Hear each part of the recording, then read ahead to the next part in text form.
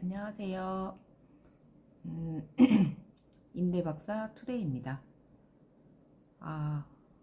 어제 밤늦게 그 얼큰 칼국수를 먹고 잤더니 얼굴이 호빵이 됐네요. 네, 야식은 위험합니다. 저녁에 쇼츠죠. 쇼츠가 의외로 조회수가 아주 재미지게 올라가는 걸 보고 연습 삼아서 핀마이크 테스트 사진을 제가 하나 올렸는데요. 남편이 누구냐고 그러더라고요.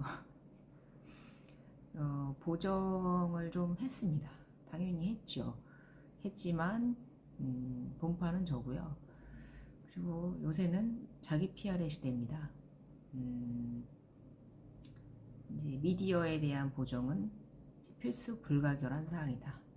그렇게 알아주셨으면 좋겠고, 혹시라도 저를 직접 만난다고 하더라도 본판은 저다. 다시 한번 말씀을 드리면서 이 영상을 시작하겠습니다. 오늘은 제가 썸네일에 저는 중개사입니다. 그런데 중개사 욕 좀 하겠습니다. 라는 썸네일로 아주 강렬하죠. 중개사가 욕을 한다고 하니까. 근데 제가 개인 개업 공인중개사분들이나 소속 공인중개사분들께 무슨 불만이 있겠습니까?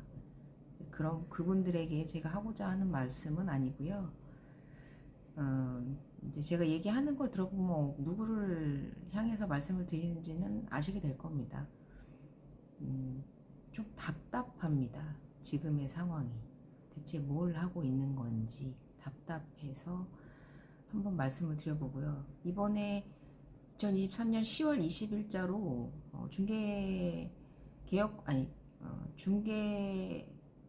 중개사법이죠. 공인중개사법이 다시 한번 개정됐습니다. 요즘같이 공인중개사법이 개정이 많이 되고 초미의 관심사가 되는 시절이 있었나 싶을 정도로 개정이 많이 되고 있는데요. 입법 예고죠. 입법 예고로 이제 확인 설명서에 대한 변경사항에 대한 내용이 나왔는데요. 아주 너무나 디테일합니다. 어떻게 보면 중개사 입장에서는 사전에 확인을 해야 될 부분을 확인한다는 점에서는 좋은 부분이지만 과연 어디까지 지금 계약서도 특약을 저희는 거의 한 20번까지 쓰는 것 같습니다. 근데 확인 설명서조차도 이제 2장에서 3장으로 늘어났고 이제 더 어떻게 얼마만큼 사후 관리만 할 것인지에 대한 답답함도 이제 정부에게 있는 상황인데요. 이제 제가 오늘 말씀드리고 싶었던 거는 공중협에 대한 얘기입니다. 공인중개사 협회죠.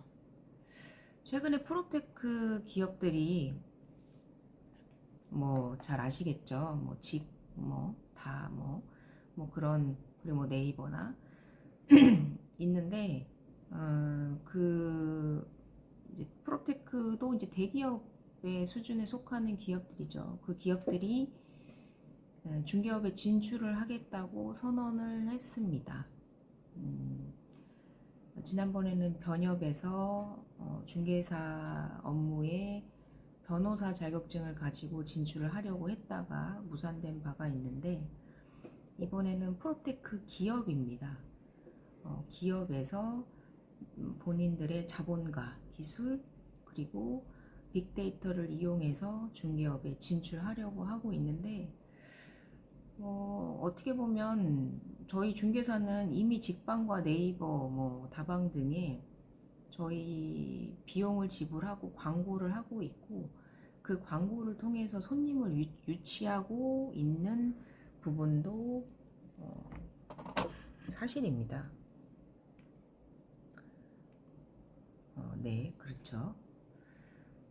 그러니 이제 직방의 입장에서는 왜 중개업에 진출하려고 할까요? 돈이 되니까 당연히 진출하려고 하겠죠.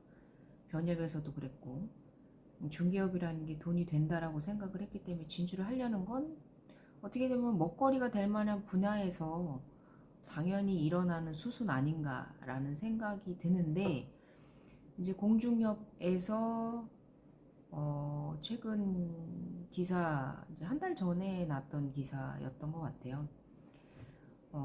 가장 눈에 띄었던 말이 골목상권 침범이었습니다.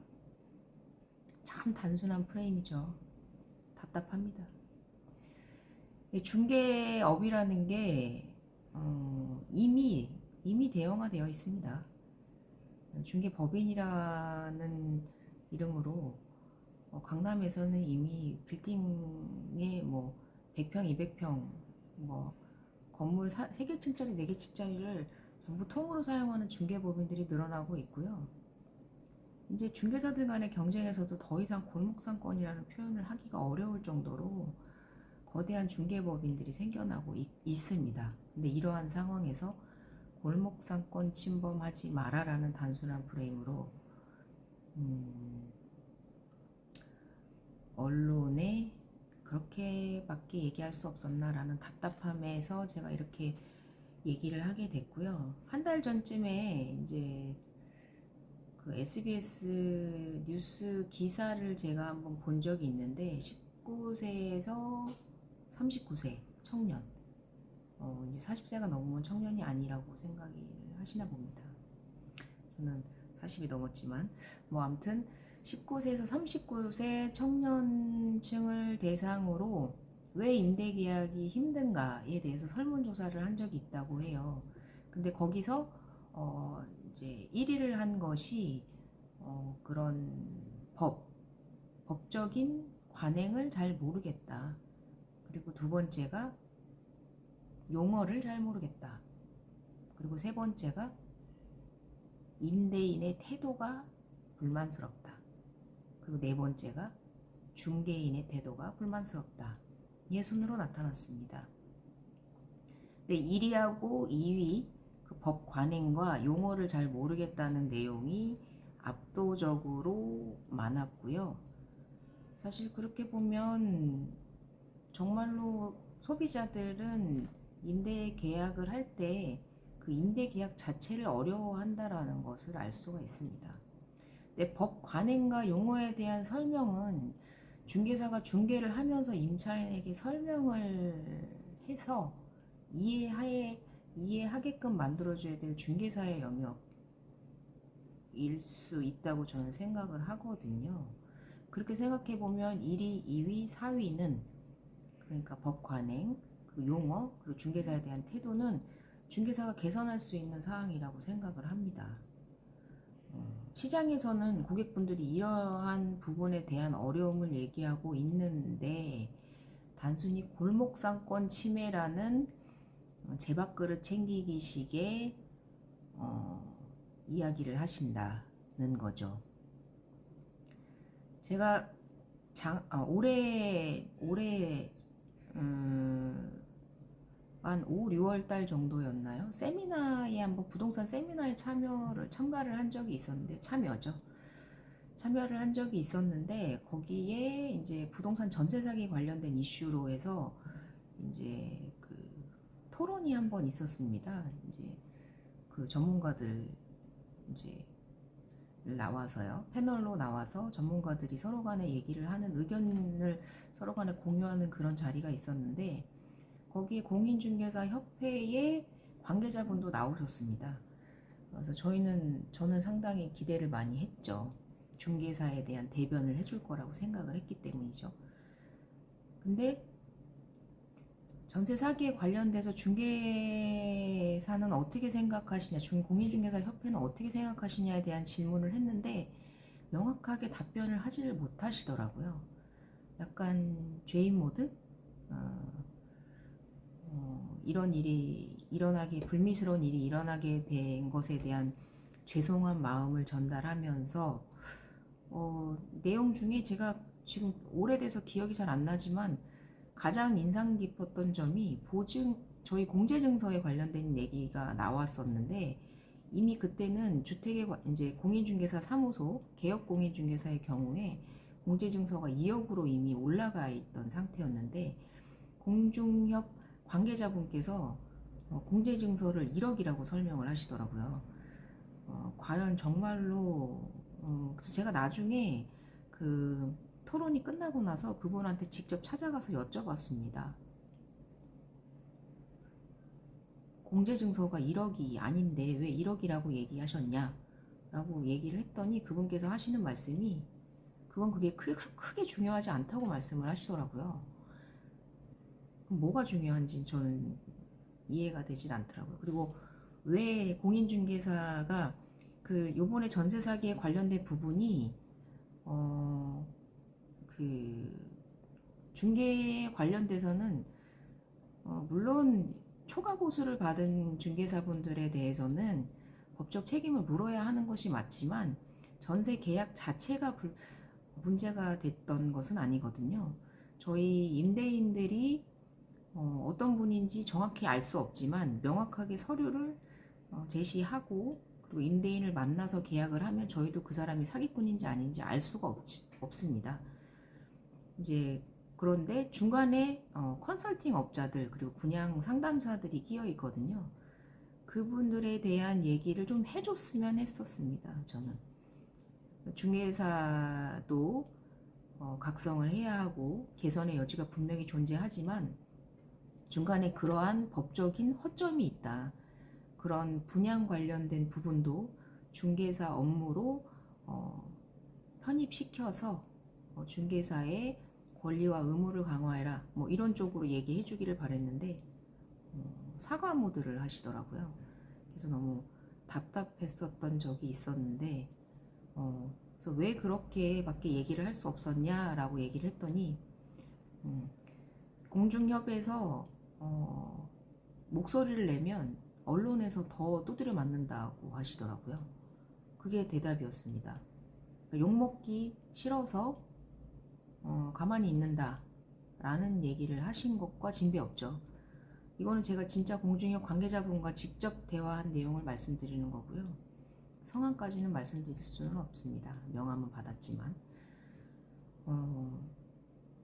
곪은 곳은 터트려야 됩니다. 터트려서 약을 발라줘야 되는데 곪은 곳에 데일밴드를 바르겠다고 얘기를 하신 것과 다름없으시죠. 공인중개사 협회가 지금 상황에 지금의 이런 문제들에 대해서 그리고 중개사의 권익보호를 위해서 얼마만큼의 생각을 가지고 있느냐 어떤 생각을 가지고 있느냐를 제가 명확하게 알 수 있었던 순간이었고요. 그래서 좀 오늘은 욕 좀 하겠습니다 라고 말씀을 드린 겁니다. 저희가 대기업 상품을 선호하는 이유가 뭘까요? 우선은 브랜드 자체가 나를 알리는, 그죠? 뭐 예를 들면 고급 상품을 사용하면 그게 저도 고급화되는 거라고 생각을 해서 명품을 사는 이유도 그렇지 않습니까? 브랜드 이미지 때문이죠. 그리고 두 번째는 제품이 실제로 좋습니다.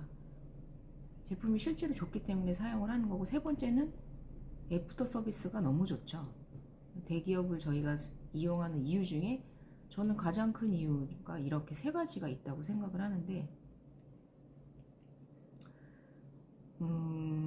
공인중개사 협회에서는 저희는 브랜드 어떤가요? 제품이라고 하면 저희 중개사의 역량은 어떤가요? 그리고 애프터 서비스, 중개 사고에 대한 중개 공중협의 대응은 어떠한가요? 이런 부분을 개선해야 된다고 저는 생각을 하는데, 골목상권 진범, 우리 밥그릇 뺏지 마 라는 정말 답답한 프레임, 정말 속이 터집니다. 네. 프롭테크 기업들은요, 브랜드 그리고 제품의 퀄리티 그리고 애프터 서비스, 이 세 가지를 모두 다 가지고 있습니다. 저희가 이겨낼 수가 없습니다. 근데 공중협은 현장에서 공인중개사에게 갖는 불신에 대한 해결을 하기 이전에 다른 얘기를 하고 있으신 거죠. 제가 지난 그 영상에서도 말씀을 드렸는데 현재 공인중개사가 임차인에게 법적 권한을 가지고 사전에 안전장치를 마련해 줄 수 있는 권한이 전무합니다.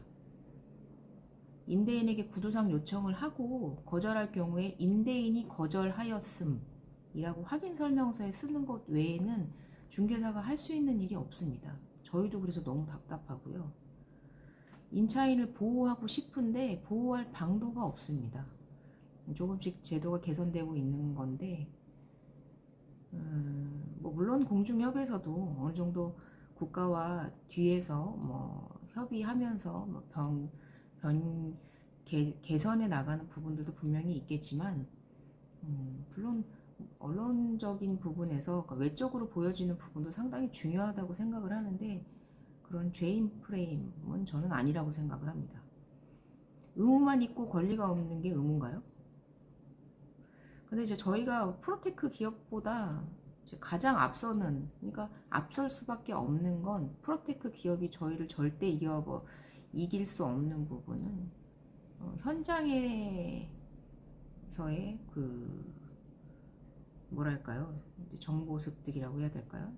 현장의 분위기, 그리고 현장에서 이제 바로바로 이제 부동산원이나 뭐 KB 부동산 시세에서 시세들을 반영해서 이제 소비자들에게 알려주고 있지만 중개사들이 체득하는 속도보다는 느릴 수밖에 없거든요. 근데 대기업에서는 그런 큰 기업에서는 그런 현장의 느낌을 명확하게 알 수가 없습니다. 그렇기 때문에 중개사를 직원으로 고용하고 뭐 그런 방식으로 진행을 하는 거겠죠. 중개 수수료만 가지고 접근했던 그 기업들도 사실 지금 상황에서는 그렇게 크게 경영적으로 좋지 않은 걸로 저도 알고 있고요. 뭐 반값 중개 수수료라든가 뭐 그런 부분에 대해서 얘기했던 기업들도 뭐 지금은 뭐 그렇게 썩 좋지 않다라는 점을 생각해 보면 사실 중개업이라는 게 기업화되고 그렇게 대규모화 되는 게 사실 쉽지 않은 분야인 건 맞습니다. 그래서 쉽사리 들어올 수 없는 게 맞습니다. 그래서 이제 지금 호시탐탐 어떻게 들어올지에 대한 고민을 많이들 하시는 것 같은데요. 저는 이런 부분에 대해서 공중협이 좀 대응을 해야 한다고 생각을 합니다. 공인중개사 자체에 대한 퀄리티를 올리고 그리고 공중협의 그러니까 공인중개사들에 대한 그런 이런 불신들 이제 만연해 있는 이런 불신들을 해결해 주는 게 먼저라고 생각을 하기 때문에 저는 개인적으로 한번 그런 생각을 해봤어요. 왜 대체 개혁공인중개사 1년차 개혁공인중개사와 10년차 개혁공인중개사가 똑같은 대우를 받는 것인가, 똑같이 부동산인 것인가, 똑같이 그냥 단순 공인중개사인가에 대해서 한번 생각을 해본 적이 있거든요. 물론 이제 1년차 개혁공인중개사 분을 무시하는 건 아니지만 분명 1년차, 10년차, 20년차 경력이 쌓이면서 경험도 올라가고 그리고 문제가 되는 중개사분들은 뭐 중간에 중개 사고 이력도 발생을 하기도 하고 뭐 여러 가지 일들이 발생을 하고 뭐 잘 하시는 분들은 뭐 수상도 하시고 뭐 그런 좋은 쪽으로 가시기도 하고 나쁜 쪽으로 가시기도 할 텐데 저는 고객의 선택의 폭을 넓혀주고 공인중개사도 연차별 그리고 실적별로 차등 대우해야 된다고 생각을 합니다. 지금 공중협에서 실시하고 있는 이제 공인중개사의 연수교육 같은 경우에 그냥 하루 종일 수업을 연수교육을 받거든요. 하루입니다. 하루. 단 하루. 그러면 이제 개혁공인중개사로서 계속해서 업무를 할 수가 있는데요. 하루 배워서 뭘 알 수 있을까요? 네, 거의 의무적인 거라고 봐야겠죠. 단순하게. 네. 근데 저는 공인중개사 같은 경우에 사 아닙니까? 사. 그리고 국가공인 자격증입니다.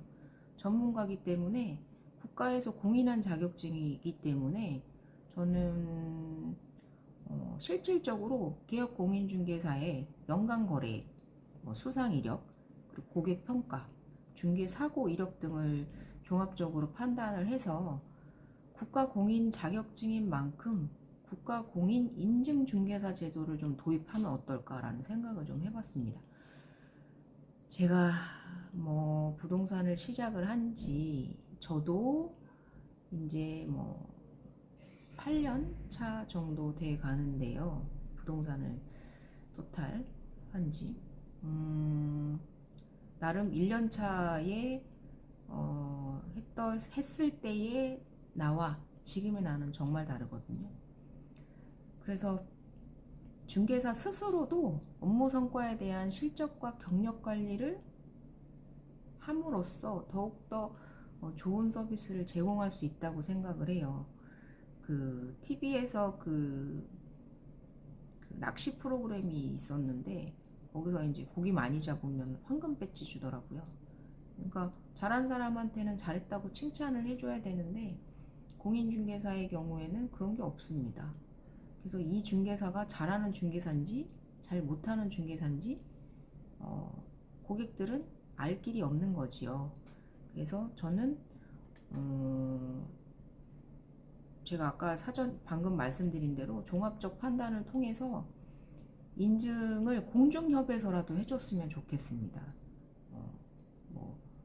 5년 차에는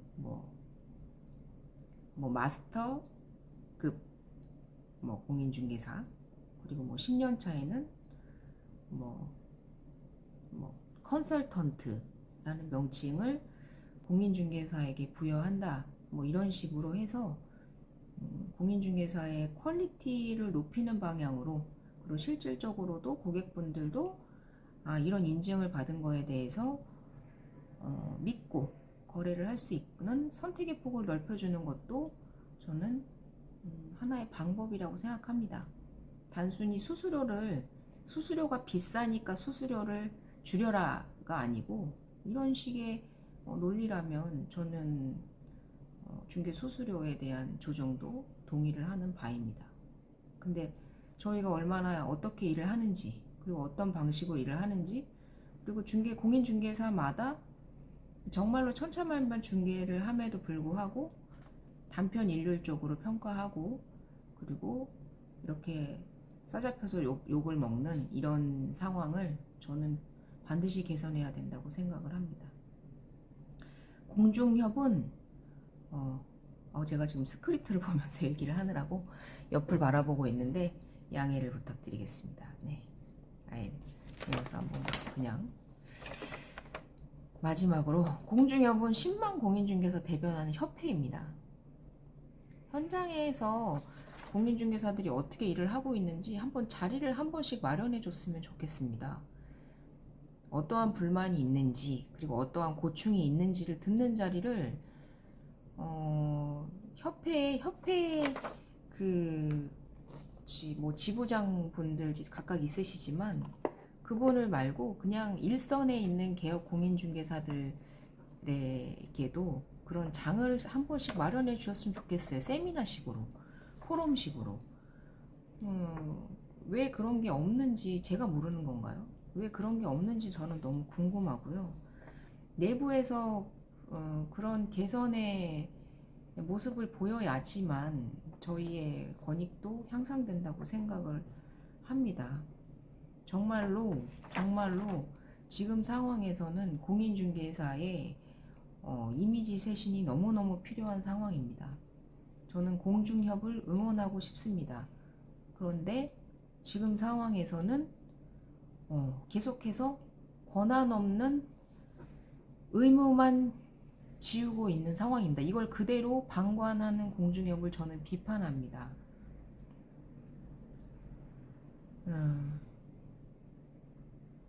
저는 이 법제화 되기 전에부터 임차인의 그 임차 보증금 보증을 위해서 보호를 위해서 반드시 선순위 보증금 확인과 그리고 임대인의 국세 체납 여부를 확인해야 한다고 생각을 했고요. 저뿐만 그렇게 생각하지 않았을 거라고 생각합니다.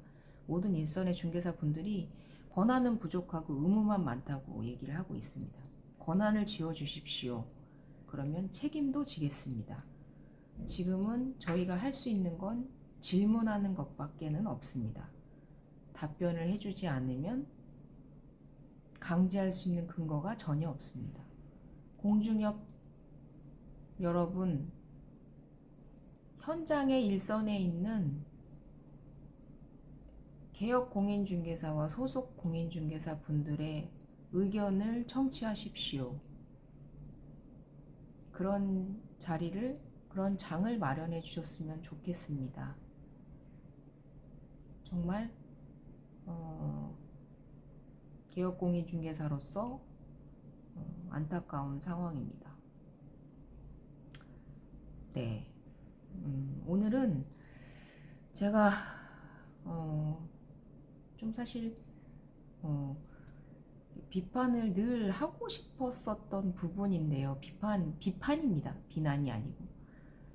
근데 너무나 답답해서 늘 항상 얘기하고 싶었던 내용을 오늘 한번 얘기를 해봤고요. 대부분의 중개사 분들도 공감하시지 않을까, 그런가요? 네, 그렇게 생각을 합니다. 오늘은 여기까지 말씀을 드리고요. 다음번에는 공인중개사 시험 이제 이미 끝났죠. 이제는 공인중개사 이제 사무실에 취업을 하려고 취업 준비를 많이들 하실 텐데요. 이제 안타깝게도 불합격하신 분들의 경우에는 다시 한번 공부를 하고 계실 텐데, 저는 앞서 말씀드렸지만 직장을 다니면서 자격증을 땄습니다.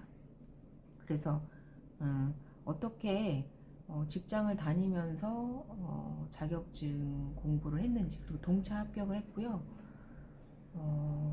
하루에 공부 시간은 3시간 정도. 직장인인데 그 이상 공부하는 건 너무 힘이 드는 거고요. 그 정도 공부를 했습니다. 그리고 평균 한 85점 정도로 합격을 했습니다. 1차, 2차 합쳐서. 그 노하우에 대해서 말씀을 드리고요. 계획이 상당히 중요하거든요. 어떻게 계획을 짜면 되는지에 대한 방법에 대해서 알려드리겠습니다. 오늘은 여기까지 마치고, 오늘도 날씨가 춥습니다. 좋은 하루 되시고요. 제가 오늘은 좀 약간 상기된 상태로 말씀을 드렸는데, 네, 다 공인중개사 잘 되라고, 잘 됐으면 하는 마음에서 드린 말씀이라고 예쁘게 봐주시고요. 감기 조심하시고 또 다음 영상에서 찾아뵙겠습니다. 오늘도 임대박사 투데이였습니다. 감사합니다.